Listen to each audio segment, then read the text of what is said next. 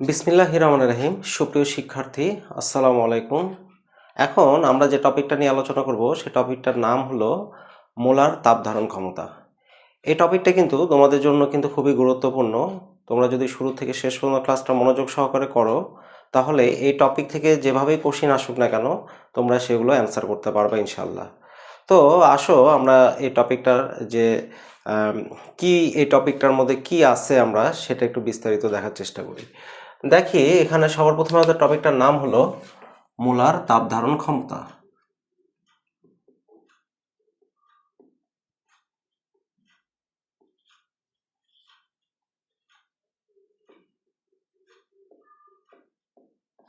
আচ্ছা, মোলার তাপ ধারণ ক্ষমতা জিনিসটা কি এটা তোমরা বোঝার জন্য তোমরা সহজে এটা ডেফিনেশনটা কিভাবে এটা কিন্তু তোমাদের পরীক্ষায় কিন্তু প্রায় প্রায় এসে থাকে।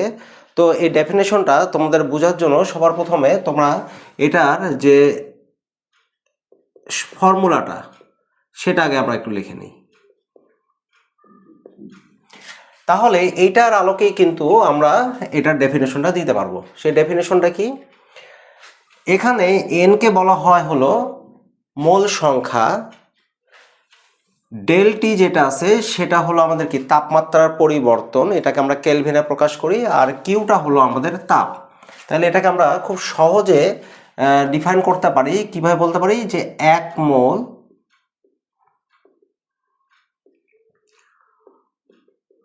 কোনো পদার্থের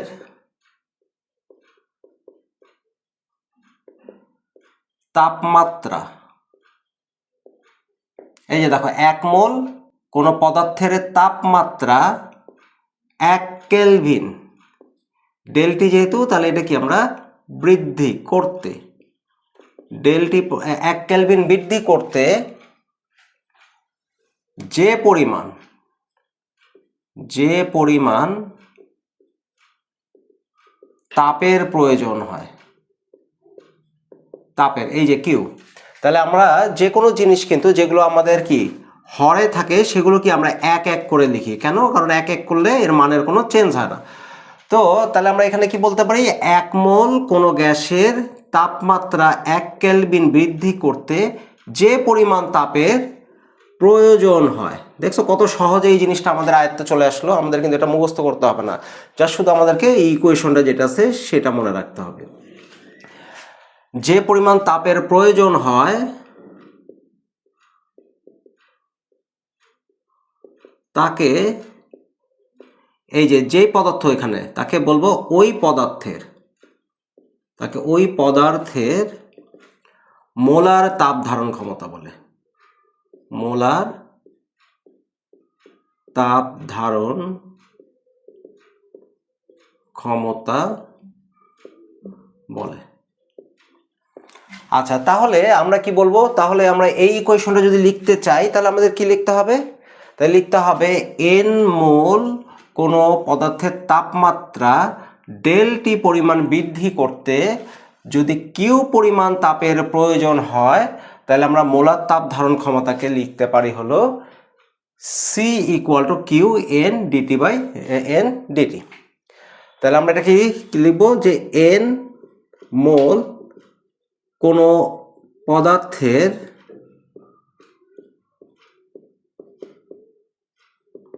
তাপমাত্রা ডেলটি পরিমাণ বৃদ্ধি করতে কিউ পরিমাণ তাপের প্রয়োজন হলে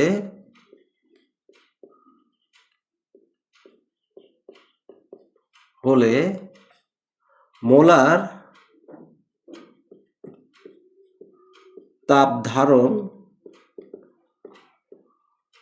ক্ষমতা সি কে আমরা মোলার তাপ ধারণ ক্ষমতা বলি। তাহলে প্রয়োজন হলে এখানে আরেকটা কথা বলতে পারো, ওই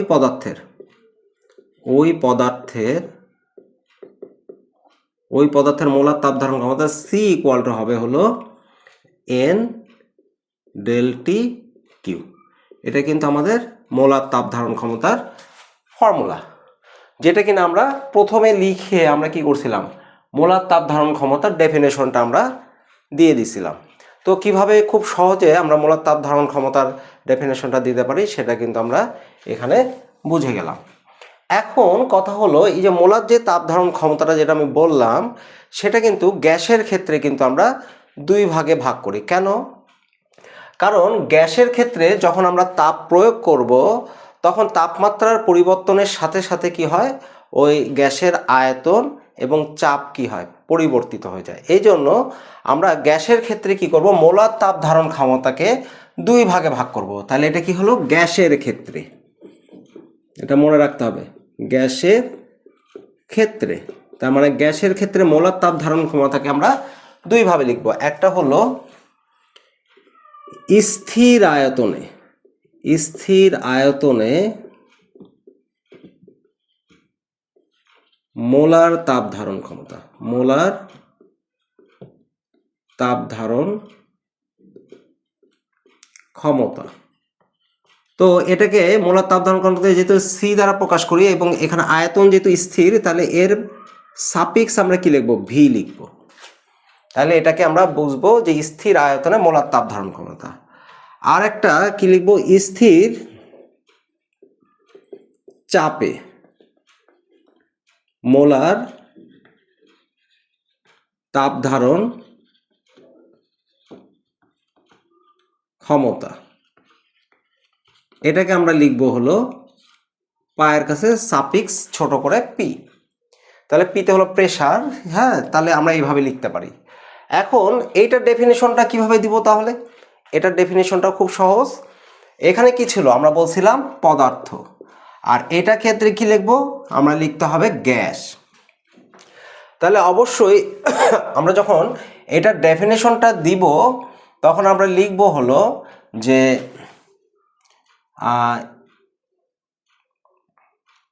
1 মোল কোনো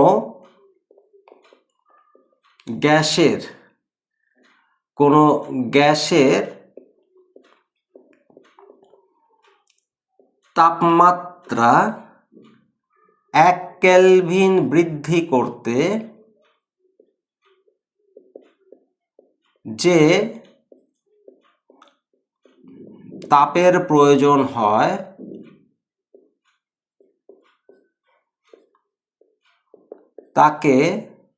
তাকে ওই গ্যাসের,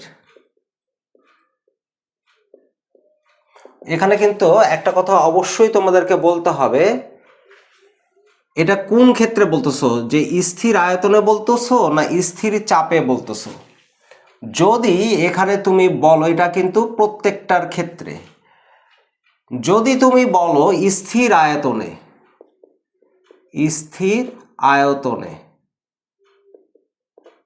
তাহলে স্থির আয়তনে যদি বলো তাকে, তাহলে তুমি বলবা কি, তাকে ওই গ্যাসের স্থির আয়তনে, তাকে ওই গ্যাসের স্থির আয়তনে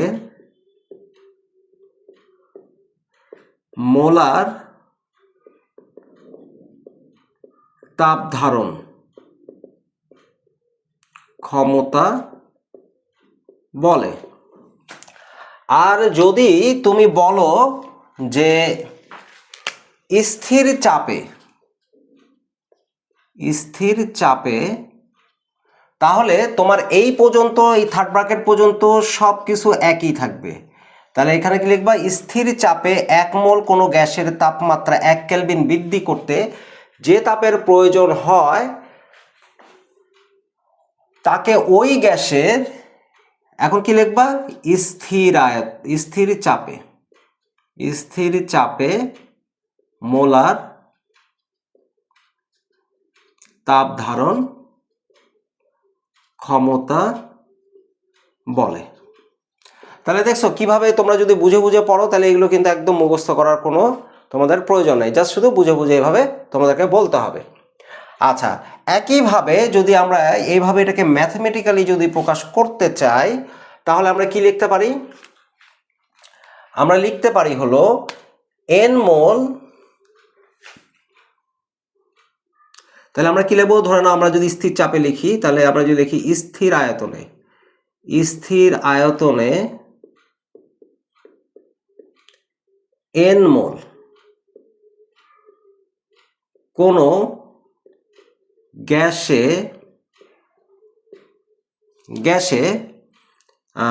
dq পরিমাণ তাপ, এভাবে বলা যাবে n মোল কোনো গ্যাসে যদি dq পরিমাণ তাপ প্রয়োগ করে যদি তাপমাত্রা এত বৃদ্ধি পায়, সেটাও হবে। আমরা একইভাবে বলতে পারি, এটা আরেকটা স্টাইল আমি তোমাদের বলে দিচ্ছি, এভাবে তোমরা বলতে পারবা, আবার এটা স্টাইলও বলতে পারবা। n মোল কোনো গ্যাসে dq পরিমাণ তাপ প্রয়োগ করা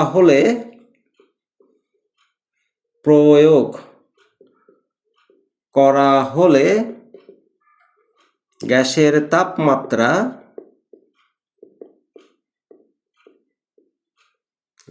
তাপমাত্রা ডেলটি দাও, ডেলটি1 বৃদ্ধি পেলে তাকে ওই গ্যাসের স্থির আয়তনে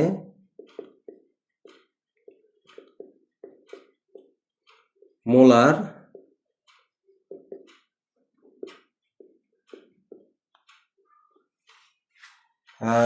বৃদ্ধি পেলে ওই গ্যাসের, আচ্ছা তাকে না, আমরা তো ডেফিনিশন দিচ্ছি না, এটা আমরা ইকুয়েশনটা লিখবো।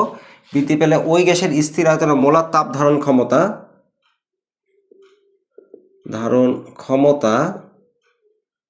ক্ষমতা স্থির আয়তন, তাহলে সি সাফিক্স ভি এন, এই যে ডেলটি1 পরিমাণ বৃদ্ধি পাইছে, তাহলে এন মোল গ্যাসের তাপমাত্রা ডেলটি পরিমাণ বৃদ্ধি পেলে কি পরিমাণ তাপ দিতে হয়েছে, ডিকিউ পরিমাণ তাপ দিতে হয়েছে। তাহলে এটা কি ছিল, স্থির আয়তনে। একইভাবে আমরা কিন্তু বলতে পারি যে স্থির আয়তনের জায়গায় আমরা কি লিখবো এবার, স্থির চাপে। দেখো আমরা যদি লিখি যে স্থির চাপে এবার লিখবো, স্থির চাপে এন মোল কোনো গ্যাসের এন মোল কোনো গ্যাসে একইভাবে লিখবো ডি কিউ পরিমাণ তাপ প্রয়োগ করা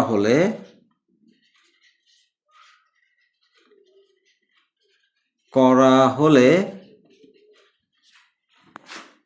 গ্যাসের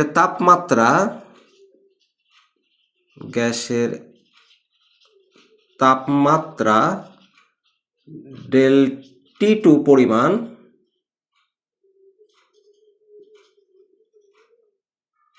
বৃদ্ধি পেলে ওই গ্যাসের স্থির চাপে মোলার তাপ ধারণ ক্ষমতা, স্থির চাপ যেহেতু সি সাফিক্স পি কি হবে আমাদের, D Q N del T two. তাহলে এটা যদি আমরা 2 নাম্বার ইকুয়েশন দেই, তাহলে কিন্তু আমরা স্থির আয়তনে মোলার তাপ ধারণ ক্ষমতা এবং স্থির চাপে মোলার তাপ ধারণ ক্ষমতা কিভাবে বের করতে হয় সেটা কিন্তু আমরা শিখে গেলাম। একইভাবে তোমরা চাইলে কিন্তু এখান থেকে তোমরা ডি কিউব দিয়ে সিপি এটা দিয়েও করতে পারো। এটা কিন্তু আরেকটা ইকুয়েশন আমরা লিখি, তাহলে এটাকে যদি আমরা 1 নাম্বার দেই, এটাকে তোমরা চাইলে এভাবেও লিখতে পারো, dq equal to N CV del T 1, এটাকে চাইলে তোমরা এভাবে লিখতে পারো, dq equal to N CP del T two, চাইলে এটাকে এভাবেও লিখতে পারো।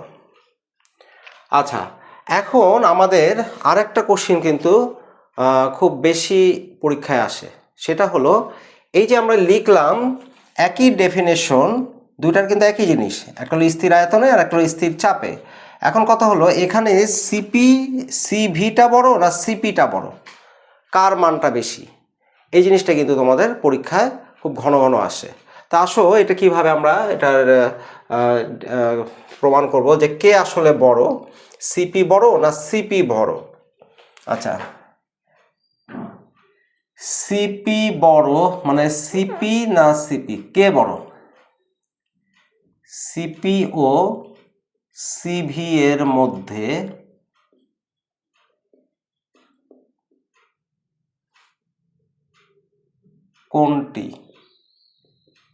কোনটি বড়? হ্যাঁ, তাহলে এইটা কিন্তু আমাদের পরীক্ষায় আসে যে এখানে কোনটার মান বেশি বা কে বড় বেশি। এখন দেখো, যদি আমরা এখানে দেখো কি আছে, স্থির আয়তন। প্রথম কোশ্চিনটা কি, এখানে দেখো সিভি মানে কি? সিভি মানে হলো স্থির আয়তন। যদি আয়তন স্থির থাকে তাহলে আমরা কি লিখি? আয়তন স্থির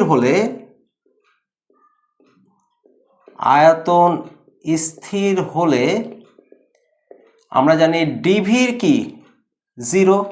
স্থির আয়তন আমরা কি জানি, ডিভির মান জিরো, ডেল ভি যেটা আয়তনের পরিবর্তন হয় জিরো। আর আয়তনের পরিবর্তন যদি জিরো হয় তাহলে আমরা তাপগতিবিদ্যার প্রথম সূত্রে কি দেখছি, ডি ডাব্লিউ ইকুয়াল টু আমরা কি জানি, পি ডিভি। তাহলে P dot zero equal to কি হয়, কাজ কি হয়ে যায়, জিরো। তাহলে আয়তন স্থির হলে সেখানে কোনো কাজ হবে না। আচ্ছা, আর যদি কাজ যদি না হয় তাহলে তাপগতিবিদ্যার প্রথম সূত্র অনুসারে কি আসে, তাপগতিবিদ্যার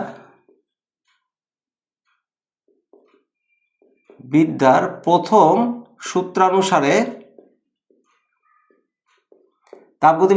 সূত্রানুসারে কি আসবে, আমরা যে তাপটা দিব সেটা সম্পূর্ণটাই কি হয়ে যাবে, অন্তস্থ শক্তি বৃদ্ধিতে ব্যয় হয়ে যাবে, এখানে কোনো কৃতকাজ হবে না।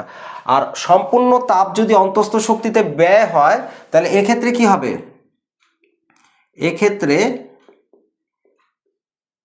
তাপমাত্রা কি হবে, তাপমাত্রা বৃদ্ধি পাবে। তাহলে তাপগতিবিদ্যার প্রথম সূত্র অনুসারে যে তাপটা আমরা দিব সেটা সম্পূর্ণই কি হবে, অন্তস্থ শক্তিতে ব্যয় হবে। হ্যাঁ, তাপমাত্রা বৃদ্ধি পাবে। আর এখানে তোমরা লিখতে পারো সম্পূর্ণ তাপ অন্তস্থ শক্তিতে ব্যয় হবে। এক্ষেত্রে কি হবে, এক্ষেত্রে আমরা কি পাবো, এক্ষেত্রে তাপমাত্রা বৃদ্ধি পাবে। আচ্ছা, তাপমাত্রা বৃদ্ধি পাবে। এরপরে দেখো, এরপরে যে ঘটনা আছে স্থির চাপে মানে কি, এক্ষেত্রে চাপ স্থির হলে কি আমরা কি ডিপি ইকুয়াল টু জানি জিরো, মানে চাপের পরিবর্তন হবে জিরো। কিন্তু তাপগতিবিদ্যার প্রথম সূত্রে চাপের পরিবর্তন কিন্তু নাই। তার মানে চাপের যেহেতু পরিবর্তন নাই তাহলে এক্ষেত্রে কি হবে, আমরা কিন্তু DW equal to P DV পাবো। তার মানে এক্ষেত্রে কি হবে, আমাদের আয়তনের পরিবর্তন হবে, মানে আয়তন বৃদ্ধি পাবে এবং এক্ষেত্রে কি হবে, আমরা কিন্তু একটা কাজ পাবো। তাহলে আমরা যে এক্ষেত্রে তাপগতিবিদ্যার প্রথম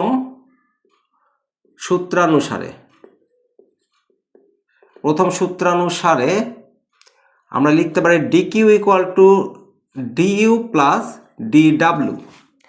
তার মানে আমরা যে তাপটা দিব সেটা কি হবে, কিছু অভ্যন্তরীণ শক্তি বা অন্তস্থ শক্তিতে ব্যয় হবে এবং বাকিটা কি হবে, বাকিটা কিছু কাজে ব্যয় হবে। তার মানে এই যে তাপ শক্তির কিছু অংশ কি হবে, কাজে ব্যয় হবে। তাহলে এখানে পুরো তাপ শক্তি কিন্তু অভ্যন্তরীণ শক্তিতে ব্যয় হবে না। তাহলে এক্ষেত্রে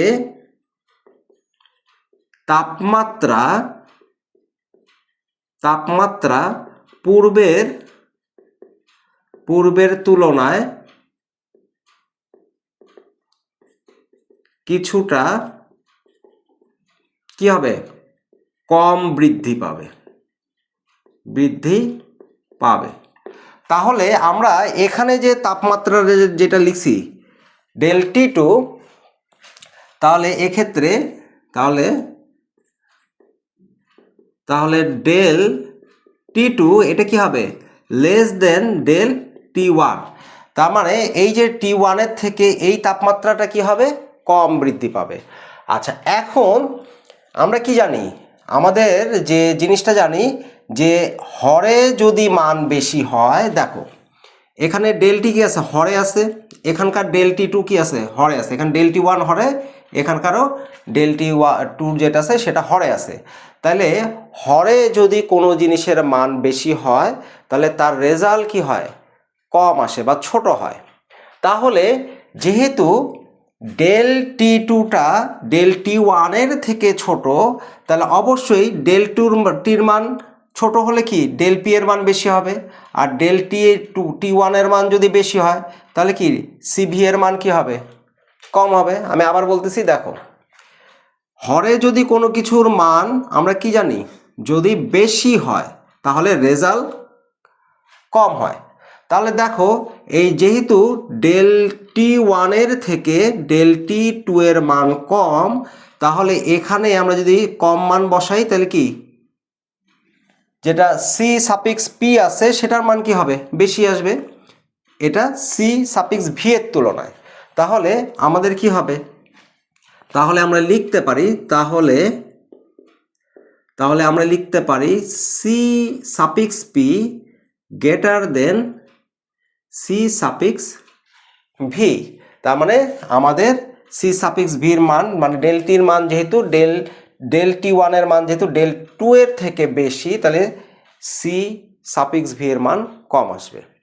তাহলে আমরা এখানে কি C suffix P greater than C suffix V, তাহলে এটা কিন্তু খুবই খুবই ইম্পর্টেন্ট। হ্যাঁ, VVI এটা কিন্তু তোমাদের পরীক্ষায় কিন্তু আসে, এবং তোমাদের এই সামনে যে পরীক্ষাটা আসতেছে সেই পরীক্ষায় কিন্তু তোমাদের আসার সম্ভাবনা অনেক বেশি। তো আশা করি তোমরা এই যে আমি যে আজকে এই বিষয়টা আলোচনা করলাম, হ্যাঁ, এই বিষয়টা তোমরা ভালোভাবে বুঝতে পেরেছো।